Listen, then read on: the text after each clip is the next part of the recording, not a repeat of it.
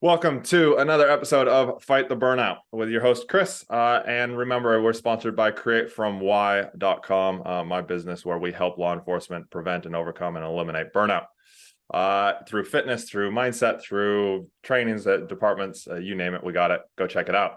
As I always say, I always like to start these episodes off with take one thing away. You know, I have said this a million times and I'll say it a million times more. We are in an information world where you can go Google anything. Hell, you can go ask AI things and they will tell you stuff.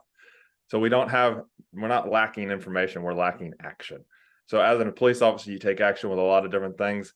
Take action on your own mental health. So take one tool away from today. I just want you to take one and go actually put it into place. Sit there for 90 days doing that every single day and watch what will change over your policing career and your just personal life.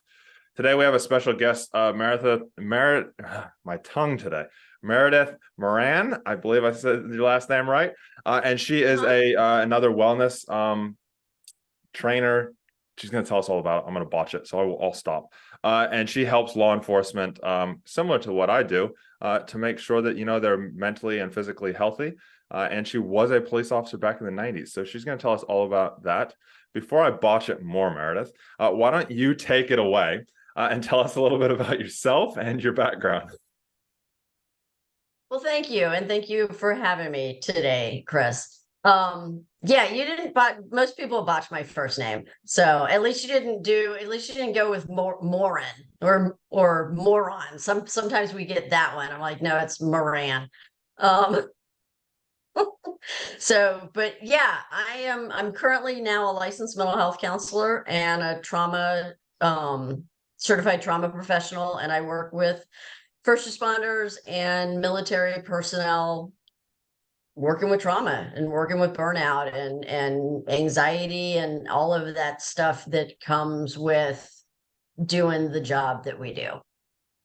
So well, thank you for what you do, and thank you for committing yourself to the cause, as I sometimes call it. How'd you get to where you are now? So I started, as you said, I started my career. I officially started my career in law enforcement in 1993. When I was 15, I became a police explorer. I decided at 15 I was going to be a cop, go work federal law enforcement, and then retire and have a cushy teaching job at the university. That was the plan.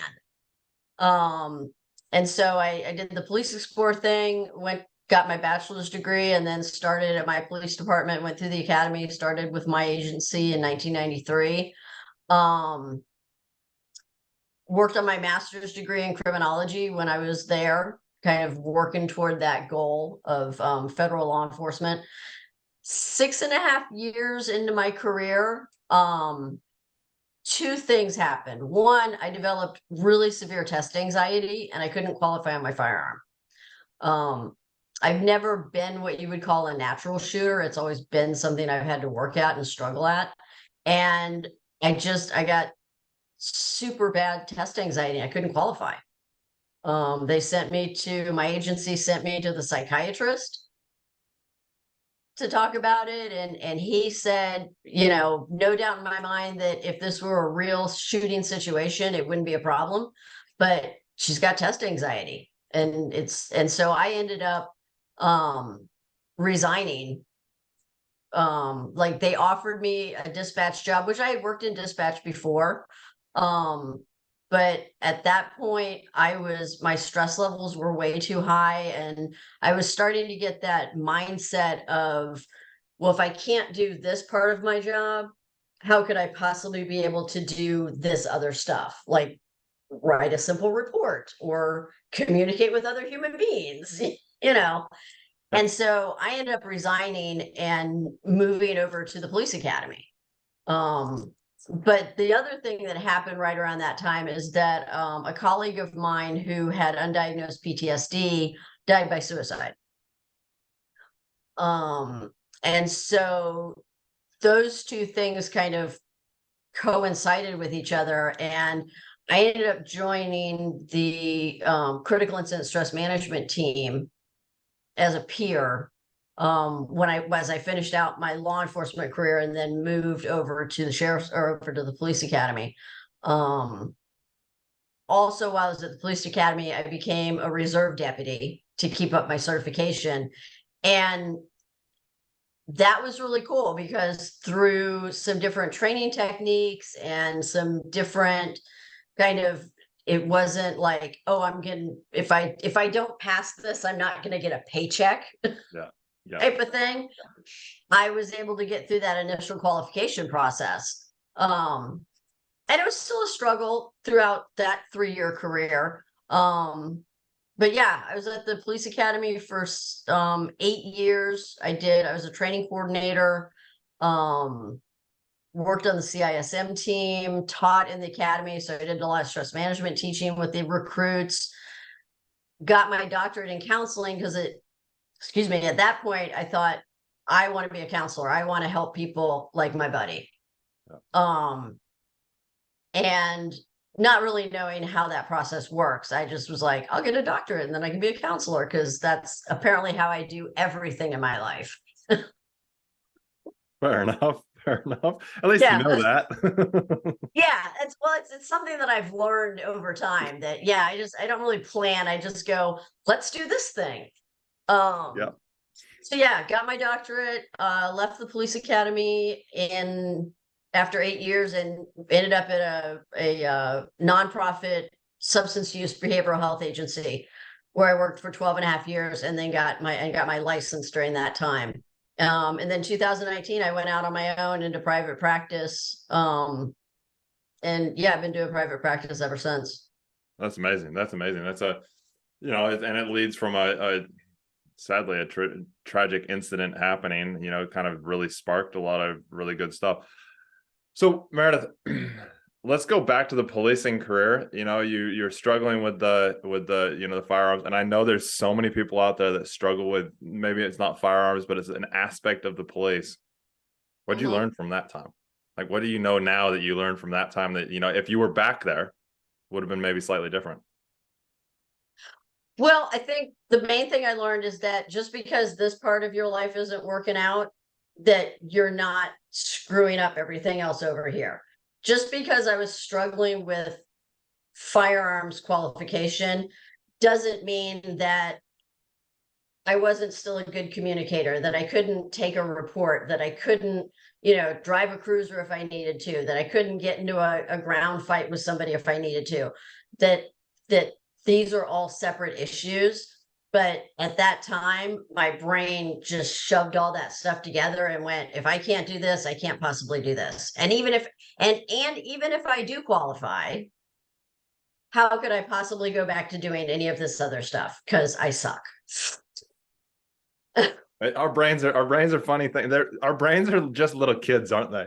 Like, they are. Our emotional brains are just like toddlers that just run around and freak out over everything. Yeah, they still act as if they're as if they're a toddler, and we're trying to be an adult over here, and it really is, we're being run by our toddler self. So obviously you help a lot of people now with different things. What is it that you feel you do the most when it comes to law enforcement, military, first responders? What is it that you kind of would say that your key role is now, after all that experience, that you're able to bring to them?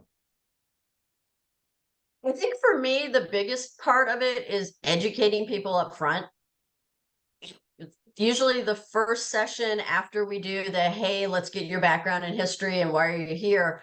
The first session, I talk about your brain and I talk about emotional brain versus thinking brain and how trauma and stuff rewires our brain and puts us into that, how being in that hypervigilant mode on duty all the time triggers that switch to be on all the time. So then we live our lives in this upscale hypervigilance all the time. And giving people that education that, hey, this is a brain chemical thing and we can fix it. I've had people sit back in the chair and look at me and go, so I'm not crazy. Yep. I remember when my Yeah. counselor did that same thing. She was like, Chris, you're burned out. You've got stuff. You probably got some PTSD, but she's like, it's normal for your role. And I was like, Mhm. and she rattled off all the symptoms, and I was like, huh. So I'm not crazy. Yeah. Yeah. And I think that, I mean, that's kind of the most, that's such a good feeling when you look at a first responder who's coming to therapy, who may not want to be there, who thinks that they're losing their mind.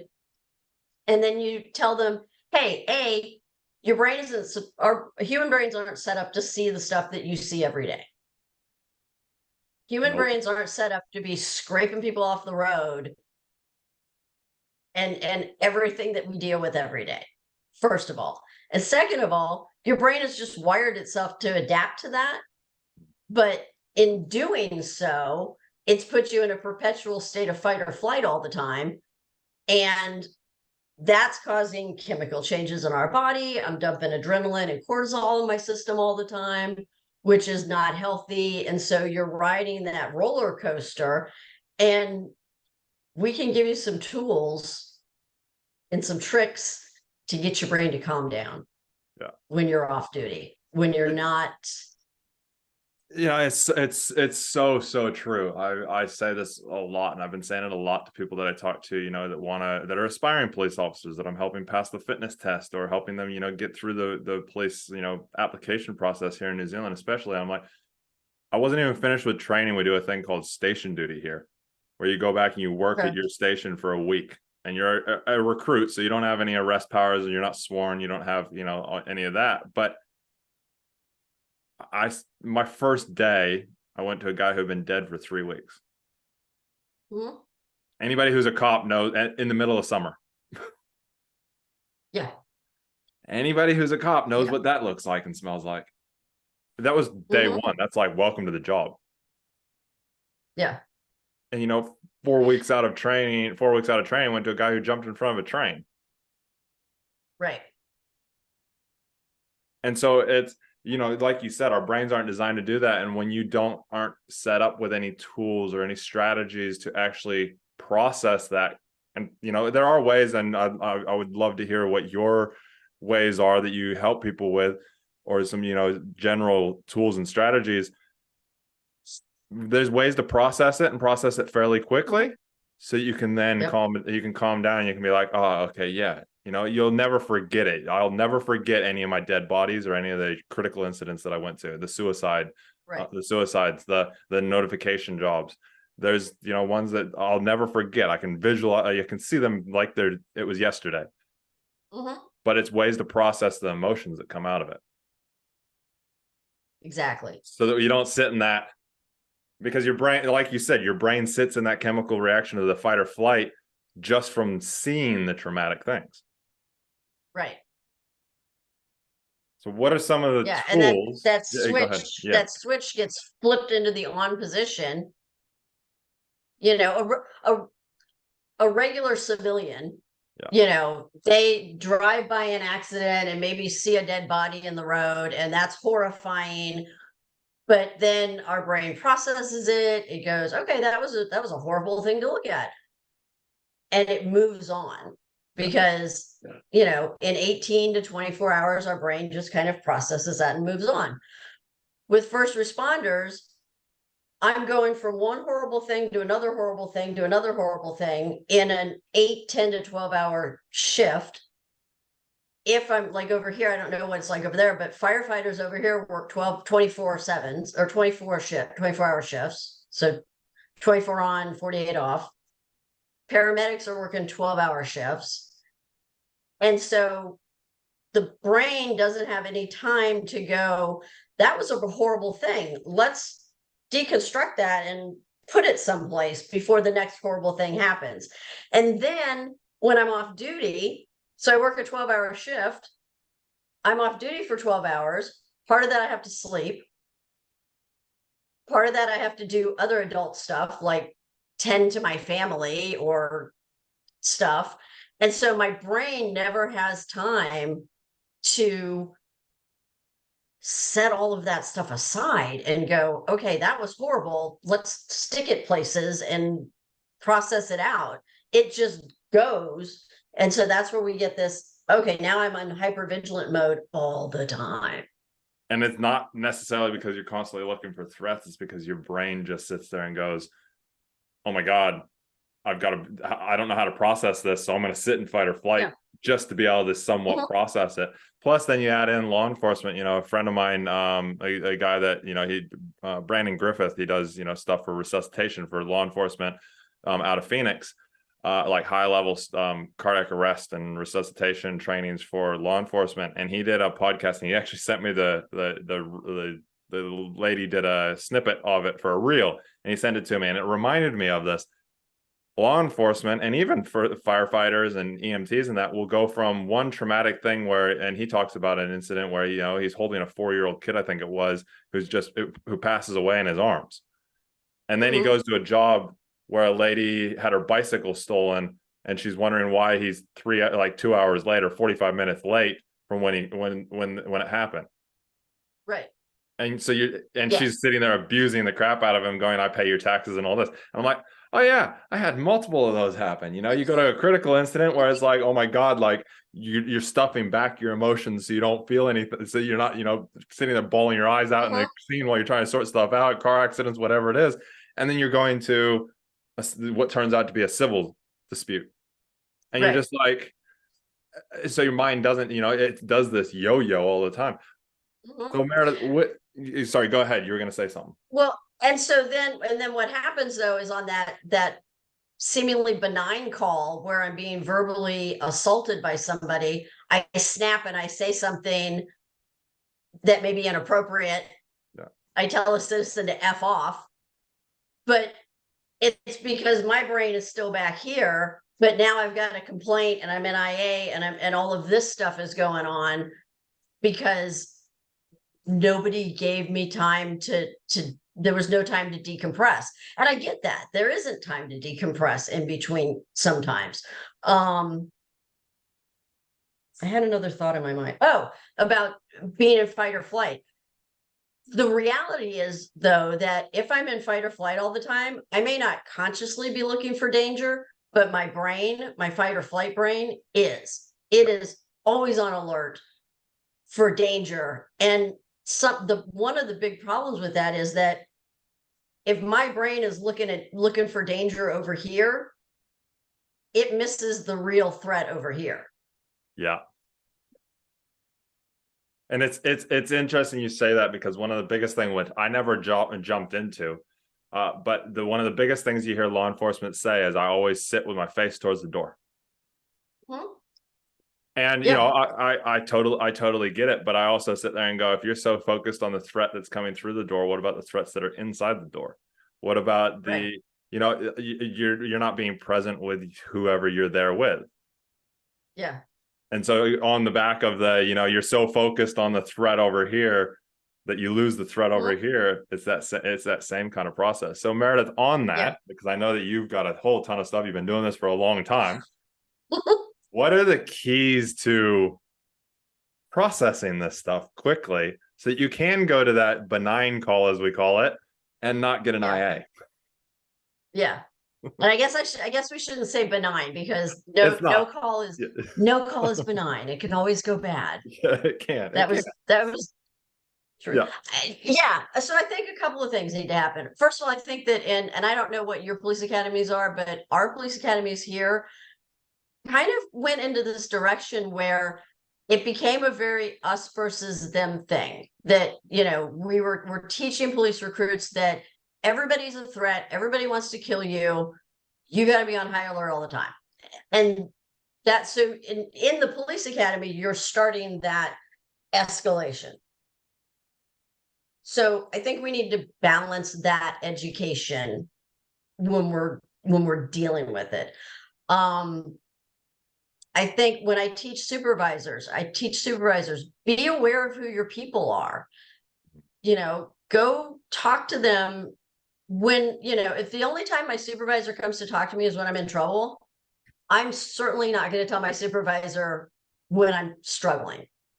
So know your people, know what's going on in their lives. I had an agency here that the trainer was talking to me about an officer who he had just gone and he had buried his elderly mother and had been back to work. The day he came back to work, dispatch sent him to 4 back-to-back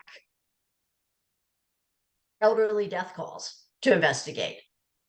And by the 4th one, he was like calling his sergeant going, I can't do this.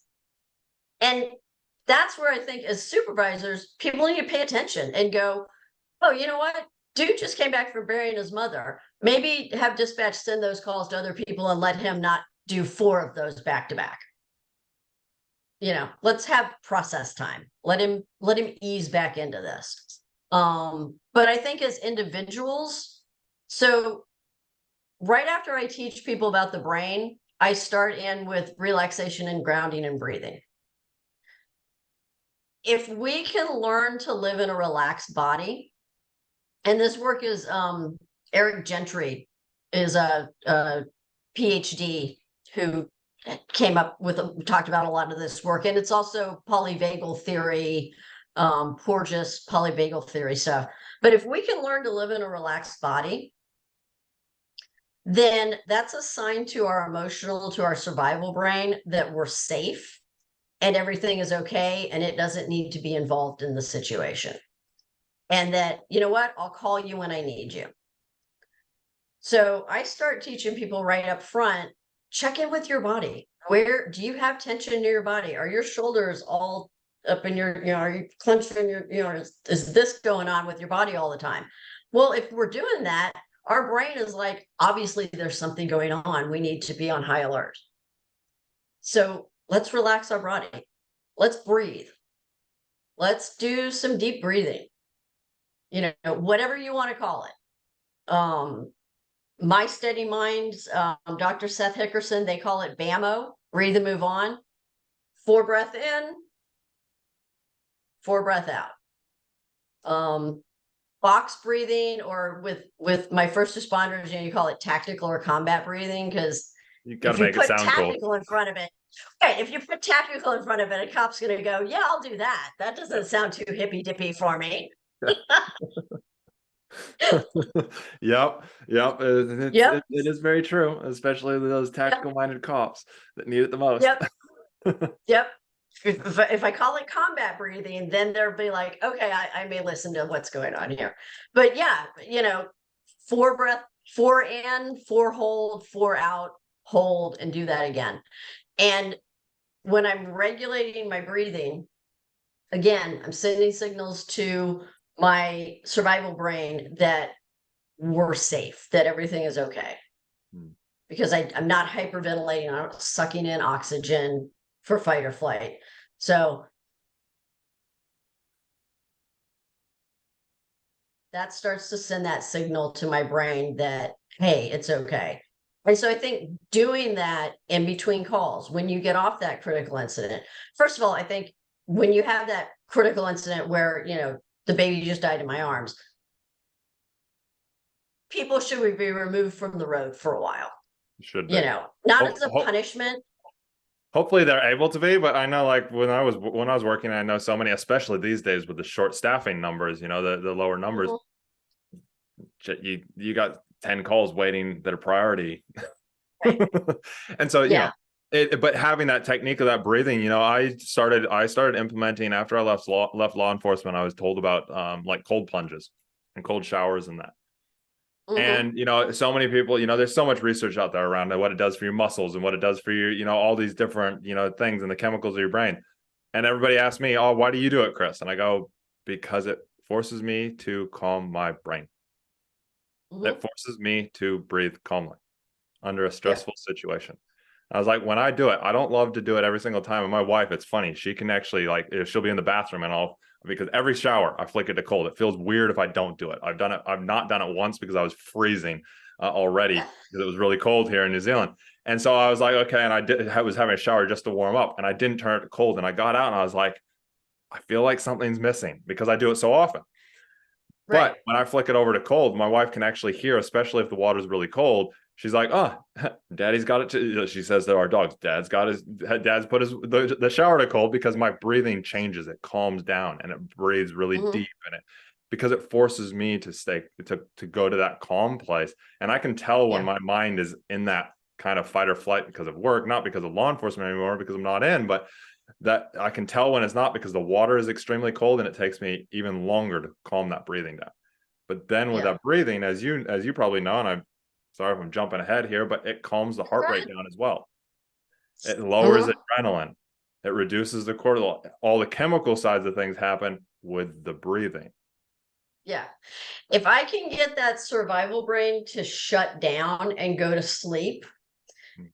so many cool things happen. Yes, I'm not dumping adrenaline and cortisol into my system. We all know that cortisol is not good for us. It sits in our system. When we dump it into our system, it sits in our muscles. It doesn't naturally leave we have to sweat it out. So now I've got cortisol sitting in my muscles, sitting around my heart, which is a heart muscle, which is a muscle. So, why do retired cops have short lifespans? Because we haven't done any of this stuff up front and we have heart disease, you know. Um, Most importantly is when I get my survival brain to shut down, I can get my thinking brain to come back online. And then I can start to think through things logically. Mm. It's when yeah, again, I go from that critical incident, that benign call, I'm still in super survival brain. Thinking brain isn't involved in this situation. And the logical part of my brain that says, hey, don't yell at this lady, isn't isn't interacting with anything. Yeah. Because our survival brains there, you take that incident, yelling at somebody or yelling at this lady. That is a fight or flight thing because we're in a heightened alertness. So it's like, oh, I know that when I Yeah. yell at somebody or I raise my voice, it becomes a commanding situation. So it makes things happen faster when it's Right. not actually necessary in that situation. Actually being calm and talking to them politely Yeah. is probably going to get more done. Yeah. And the other thing with law enforcement is that we don't usually run away. I No. mean, we're kind of taught that flight mechanism is kind of tamped down. It's always move forward, always fight. Yes, there is such thing as a tactical retreat. Um, Again, get more, tactical. yeah, get behind cover, get more people, but move forward. Nobody in law enforcement has the option to just go, yeah, I'm not doing this. Peace out. Yeah. Yeah. So not only are we in fight or flight all the time, we're in fight all the time. Yeah, it's so true. Now you touched on some of the languaging, like the starting to process things in that, so you start doing the breathing, you start doing the being able to think logically. I have a belief that the thoughts that you put into your brain, like you can shift the language that you use, that you're using, even in your own brain and your way that you're speaking, and it shifts the outcome of what you actually get out of it. Absolutely. Is this something that you talk to law enforcement and that around as well, once they actually are able to calm that brain down so they can actually think logically, Mhm. not just from an emotional state? Absolutely. Yeah. When I talk to and I do this with all of my clients because negative self-talk is a huge thing. We all have negative self-talk that we don't pay attention to. I one of my examples is that I would never call another human being an idiot, but I'll call myself an idiot 1,000 times a day over some small mistake.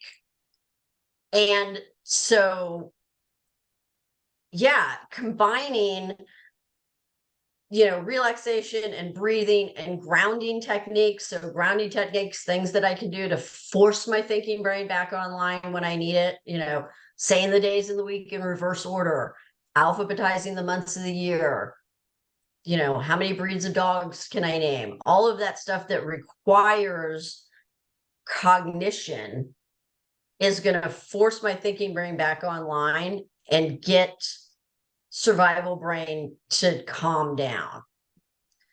And I've had clients who said, I've tried to solve the problem and then ground. I'm like, yeah, you're putting the cart before the horse. You got to ground and get your thinking brain back online before you can solve the problem. So let's practice that. But yeah, I absolutely believe in language and how we talk to ourselves, and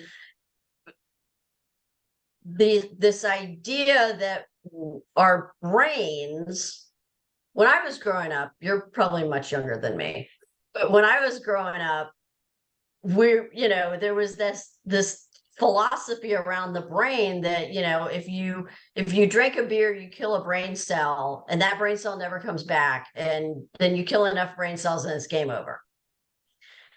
What we've learned in the last 30 years is that our brain continues to make these neural networks throughout our lives, unless there's some like physical damage or neurodegenerative like Alzheimer's or something like that.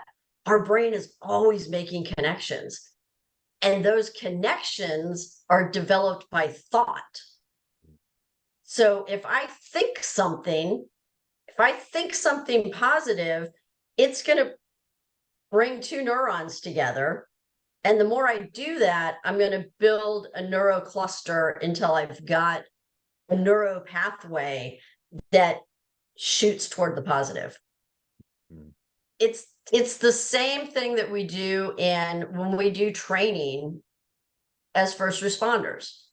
I asked my paramedics, the first time you stuck a needle in somebody's arm to give meds or just to start an IV, was it in the middle of the street with chaos all over the place? And it takes them a minute. And then they go, well, yeah, probably. I go, no, the first time you did it was when you were in paramedic school. And you did it 1,000 times in paramedic school. I've been off the road 20 some odd years now. I left 99, early 2000s. But if you handed me a firearm, I could probably do one-arm tap rack drills. Yeah. Just You've because done them that's so many times. Yeah. And that's what we do is we do that so that when we're in that situation and thinking brain isn't there, we've got the pictures already there that says, oh, this is what I do when I see my gun do this thing. Yeah. And so we can take that and do it for other stuff. We can talk nicer to ourselves and have better body image. We can tell ourselves different things about the world and have a better outlook on the world. But what we get into this habit in law enforcement, especially because we don't see the good all the time, that we just start to believe that the world is an awful place and that everybody is an asshole.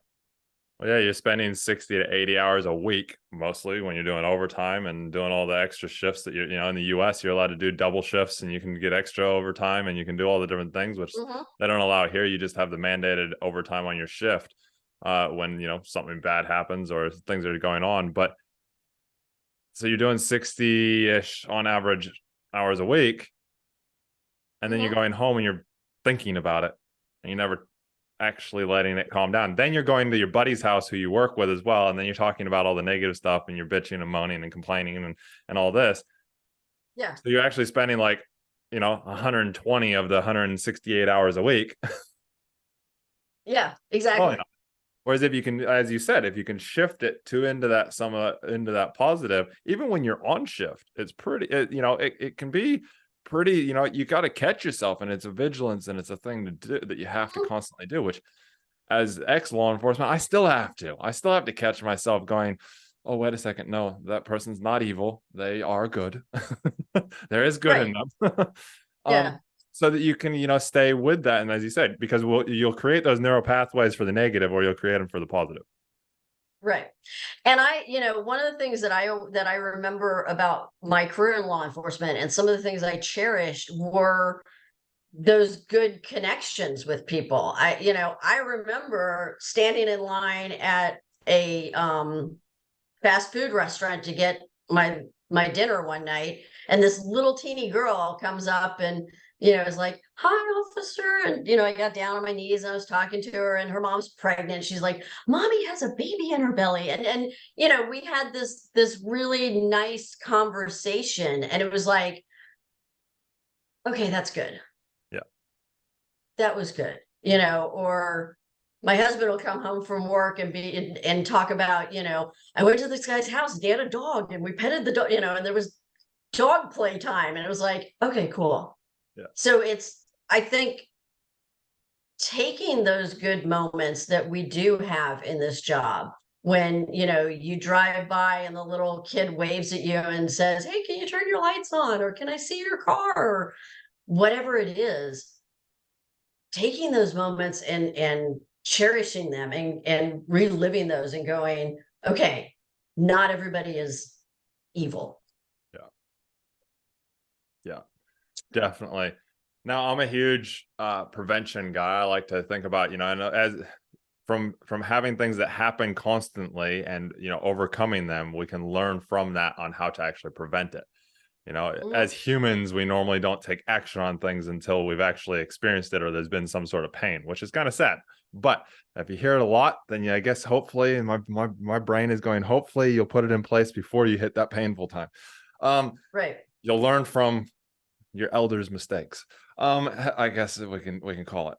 What are some of the things, what would be the key 3 things that you would say to a new police officer or, somebody who's kind of doesn't feel like they've hit PTSD, that kind of, they want to do the preventative thing? What would be like 3 things that you would recommend to them to start doing right now? Develop and maintain friendships outside of the job, like people who don't do the job. So that one of my saving graces, my best friend was not in law enforcement. She was a bartender and did some other, she had corporate jobs and stuff, but she was the person that I went home to, and, it was a de-escalation because we didn't talk about it. We talked about the cute cowboy at the bar. That's when I was single. Hey, even if you're married, you can still talk about the cute cowboy at the bar. I mean, there's nothing wrong with it. You can, absolutely. as long as it's that whole saying, it doesn't matter where you get your hunger from as long as you eat at home. Exactly. She and I actually had a ritual when I worked midnight shift. Like every Sunday we would watch bull riding, and then I would go to work. Or we would watch Buffy the Vampire Slayer together, eat bomb pops with the cat, and then I would go to work. And that was kind of, so she was having that. And then I had a lot of other friends in that circle that were not in law enforcement. And so having that outlet where it's like, I don't have to talk about this. I don't have to deal with this.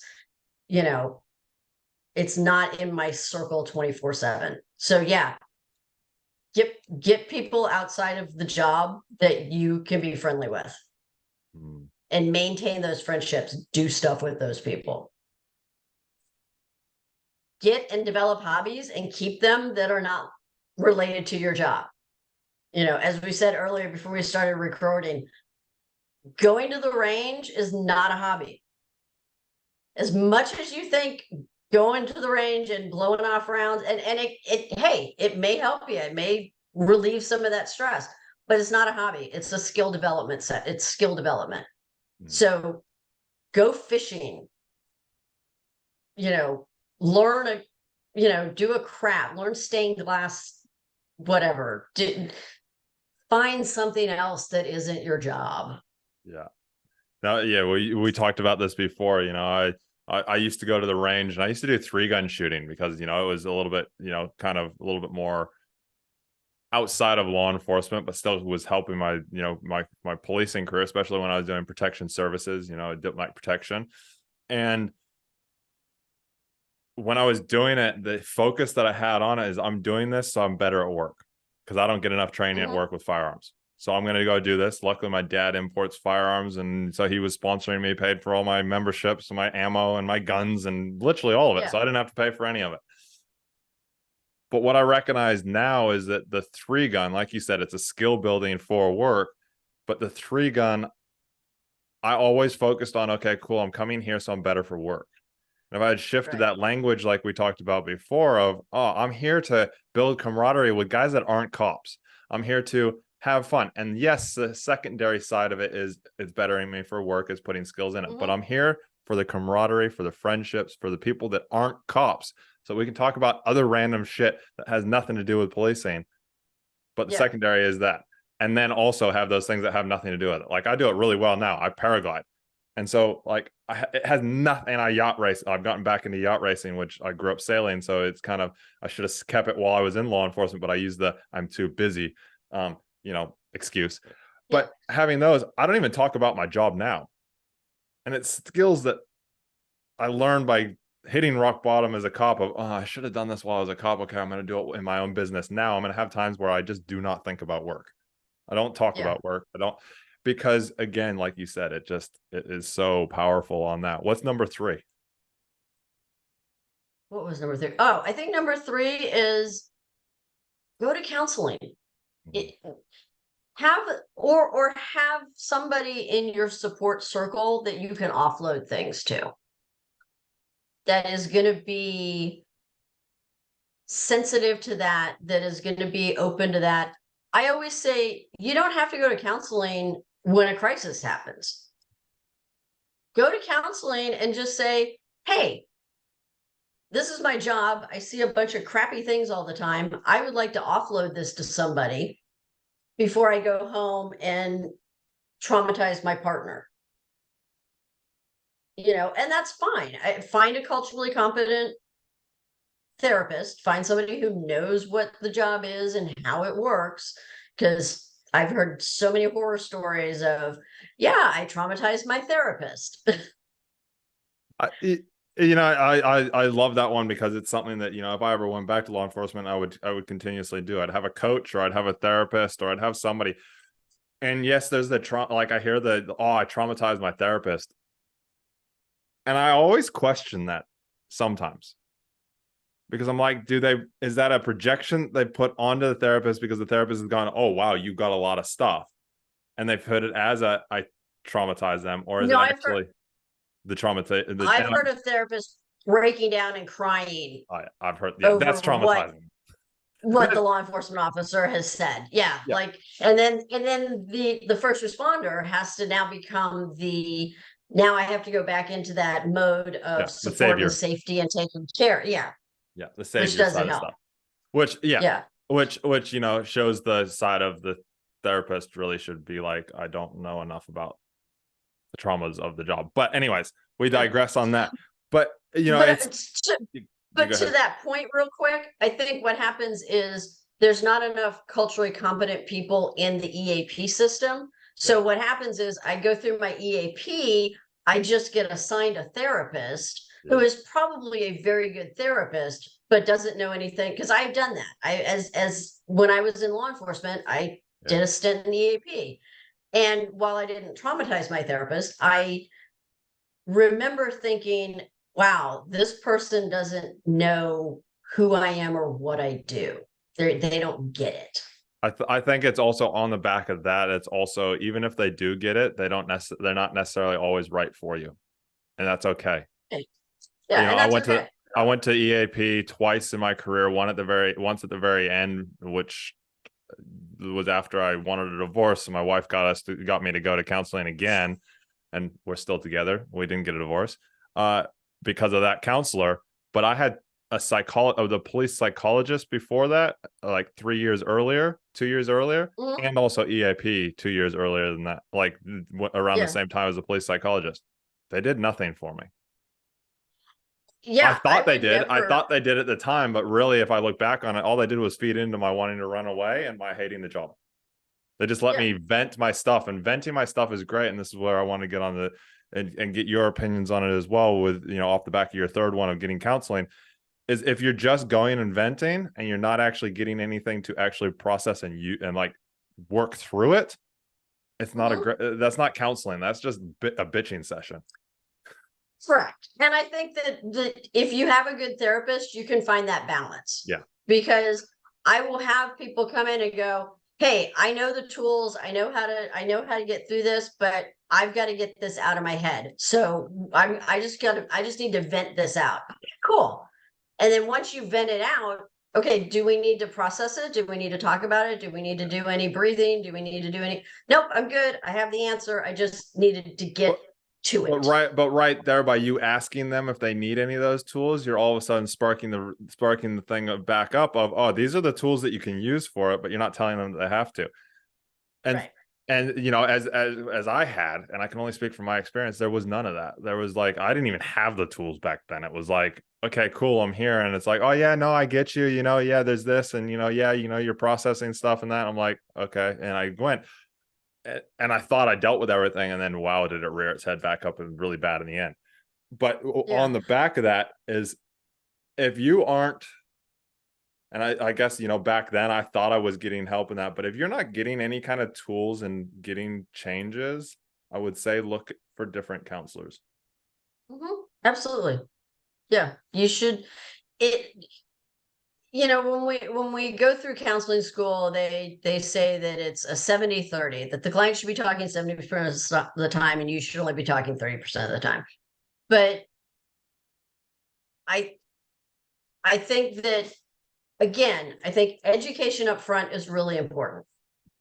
That's telling people, especially first responders, that hey, you're not going crazy. You're burnt out, your brain is overstimulated, and here's how we can fix it. And then reinforcing those tools as you go. The next I'll teach them a relaxation exercise. And the next session I'll be like, okay, how did that work out for you? Well, I didn't really I teach a pelvic relaxation, which is amazing. But I've had people go, yeah, I tried it, I didn't really like it. Cool. Let's find another relaxation that works for you. How did the breathing go this week? Yeah, sometimes I forgot to breathe, but for the most part, I got it. And then we may move into journaling, and we may move into, thought stopping. And okay, so how did it work this week with catching your thoughts, or reframing, or, reinforcing that stuff. But I also tell all of my clients, I may have an agenda for our session, but your agenda is number one. So if we planned on, we're going to talk about grounding today, but you come in and go, hey, this really awful thing happened last night and I need to talk about it. Great, cool. We're going to put my agenda aside and we're going to deal with what you need to deal with. We're going to process your stuff, because that's that's the most important. It's funny. I was talking to my, cause I've got a coach now, like half the time I'm like, oh no, I don't even need to turn up to the session. I'll turn up and I'm like, oh my God, thank God I did. Because it's getting stuff out, and she'll, again, same sort of thing. It's like, what's going on, how's things going, and we kind of the first 20 minutes or so, it's like it's going through that, and then it's kind of starts to coach and work through things and implement new things if we need to, or just reinforce old things. And we're talking about kids and brushing their teeth. And the reason that we were talking about this was because, I have a ton of tools, and she always is saying, she's like, I know that this is like, you've got these tools. I'm just reminding you of them. And, what is it? Even as a teenager, we still have to remind kids to brush their teeth millions and millions and millions of times. A really quite simple thing that you should be able to remember to do. But we have to remind them a million times. How is it that we can expect law enforcement, who are in this state of stimulation, to be able to process their emotions and their feelings and the jobs that they go to on their own by telling them like one or two times? And I know you don't do this. You remind and that, but you see it a lot, especially like departments and that. It's like, oh, we'll run this one training and we'll expect the cops to take it away. This is why, again, off the back of the counseling, and I go on and on about this because it's something that I wish that I wish that it was forced in law enforcement, monthly counseling, that, it's like, cool, it's paid for. You just go, like, turn up if you want to talk. If there's stuff that you got to talk about, no, cool. Just, because same thing as my coach. I see her weekly, and it's like some weeks I'm like, oh, there's nothing here. And then we just start talking. Oh, wait a second. There was something there. And so it's, that continual habit is the only way to actually reinforce it. It's taken me years to be able to process some of the stuff. I've been out of law enforcement for 5 years. It's taken me, I still struggle with some stuff that stemmed from law enforcement that I'm still processing 5 years later. Yeah, probably 4 years ago when I went through my accelerated resolution therapy training, I processed out a shooting that happened early on in my career. And it was like, I didn't well, I did, because when I would talk about it in, when I would teach recruits about stress and about adrenaline, I would tell this story. And every time I told the story, I would feel my adrenaline pump up. Yeah.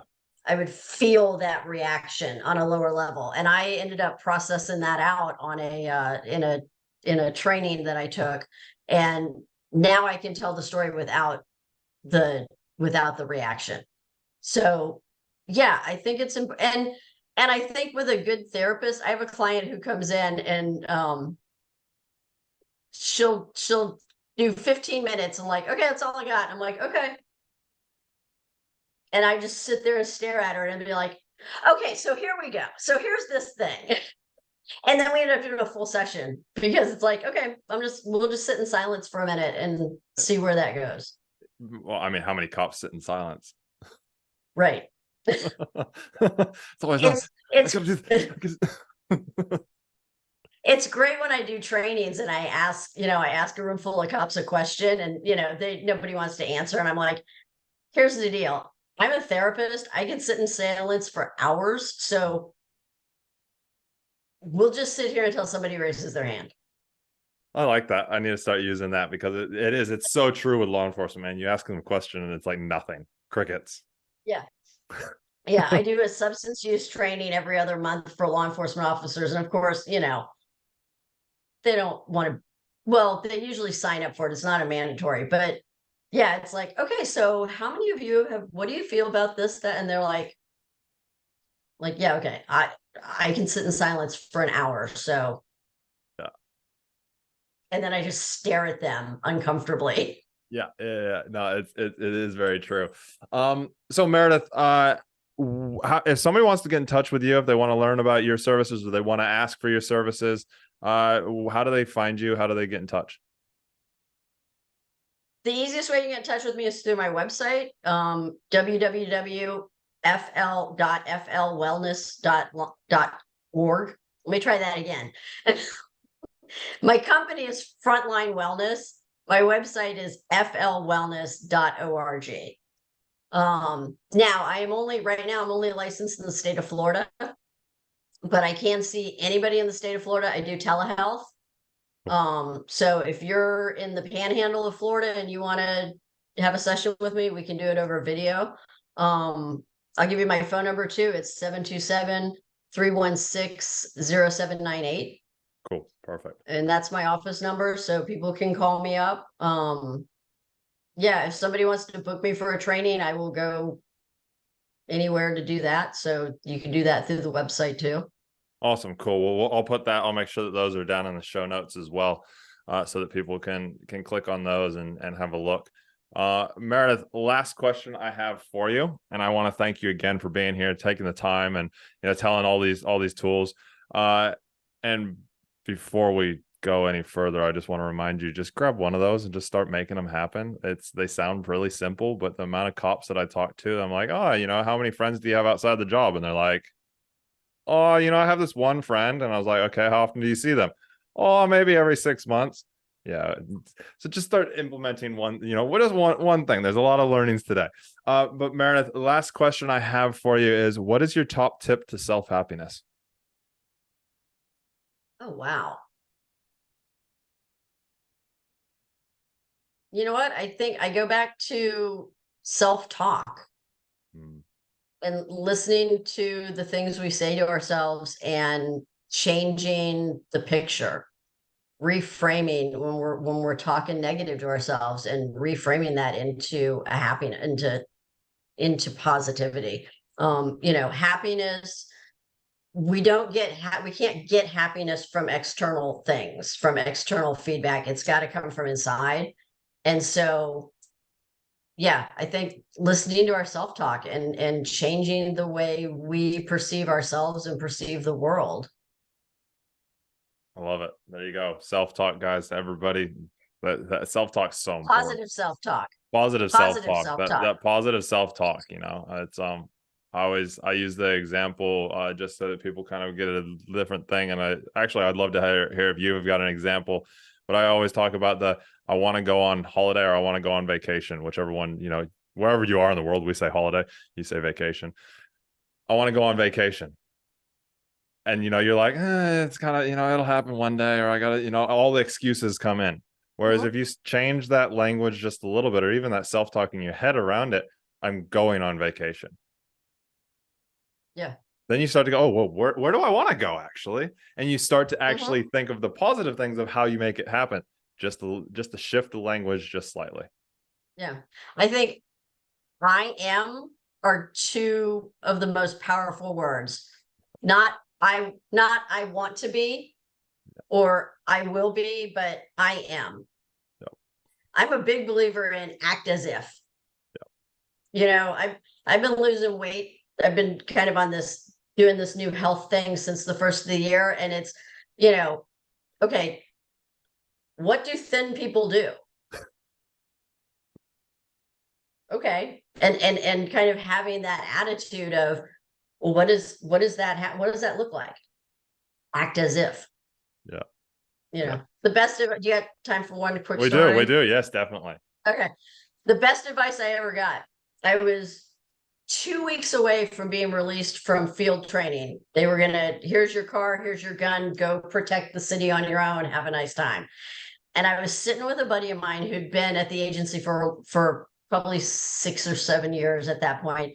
And I'm like, dude, I have made a serious career error. I don't know what I'm doing. I don't have any other skills. I'm going to be working at McDonald's and living in my parents' house for the rest of my life. I am screwed.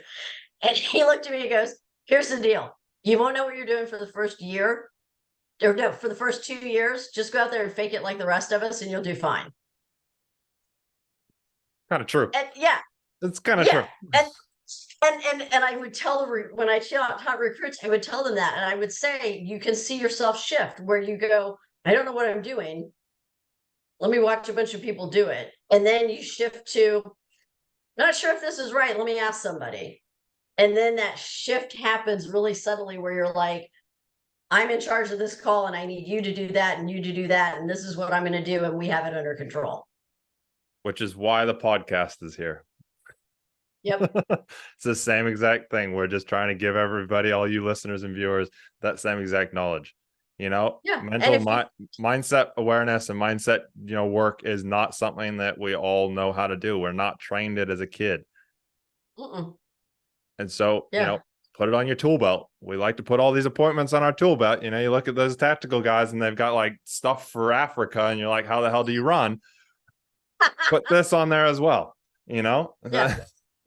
Awesome, Meredith. Well, thank you very much. Any last words before we wrap up? No, thank you for having me. It's been an honor. I'm glad that we got to schedule this, and I hope that it helps. I hope that some people take some tools away, and and again, even if you're not in the state of Florida and you want to call and have a conversation, I just can't do therapy with you. We can have a conversation. I just can't legally do therapy with you. You can't therapize them, but you can have a conversation and coach them. We can have a conversation. Yeah. Awesome. Well, Meredith, thank you very much. And everybody who's listening and watching, thank you very much as well. I appreciate the support and your wanting to learn. This is Fight the Burnout. If you want to learn more about Fight the Burnout, you want to learn more about myself, go to createfromwhy.com. That's createfromwhy.com. And we will, you can contact us there. You can email us. It's createfromwhy@gmail.com. Pretty simple, pretty straightforward. And send us an email and we can put you in touch with people. If we can't help you ourselves, we can organize a conversation, whatever you need. If you want to get in touch with Meredith, check the show notes. Her website, email, and phone number will be down there. Feel free to reach out to her, even if you wanted to, just a little tip or a trick or just want to have a conversation. I'm sure she will always answer her phone when she's not with a client.